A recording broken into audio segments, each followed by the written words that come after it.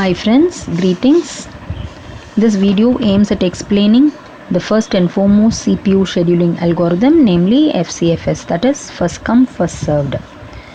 Now before going into FCFS, let's see what is CPU scheduling. Let's consider a multi-programming environment with a single CPU. The CPU scheduling means one of the processes waiting for the CPU in the ready queue is selected to be executed, that is to use the CPU.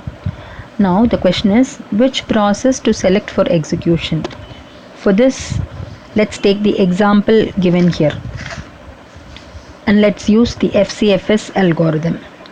So we have three processes, namely P1, P2 and P3 with CPU time required as 24 milliseconds, 3 milliseconds and 3 milliseconds respectively. Let's also consider they have arrived in the order P1 first, P2 next and P3 last. As the name FCFS implies, the first process P1 with CPU usage of 24 milliseconds is executed first, followed by the second process P2 with 3 milliseconds, and finally we have P3 executing with 3 milliseconds. The Gantt chart, that is the block diagram, shows the allocation and how the execution of the three processes P1, P2 and P3 are done in the order in which they came in. Let us now calculate the average waiting time. Waiting time for P1 is equal to 0 because it did not wait for the CPU. The moment it came in, it was allocated the CPU. Waiting time for P2 equal to 24 milliseconds because it waited for P1 to complete its job. And the waiting time of P3 finally is equal to 27 milliseconds because this process waited for both P1 as well as P2 to complete.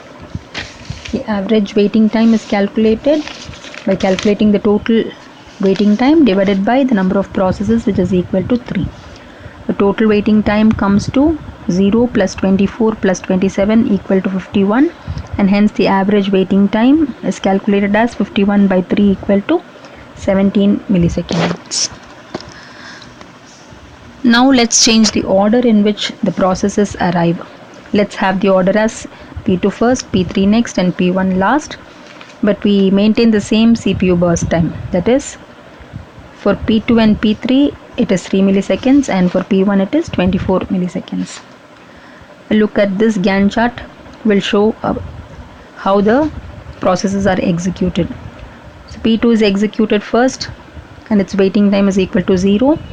P3's waiting time is 3 milliseconds because it had to wait for P1 to complete, and P1's waiting time is 6 milliseconds because it had to wait for P2 as well as P3 to complete their job.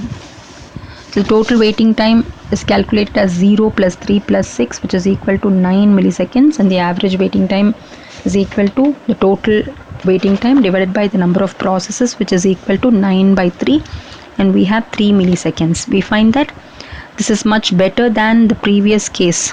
Earlier the average waiting time was 17 milliseconds because of convoy effect, that is in the earlier case the short processes were left behind the long processes, and hence we have the difference.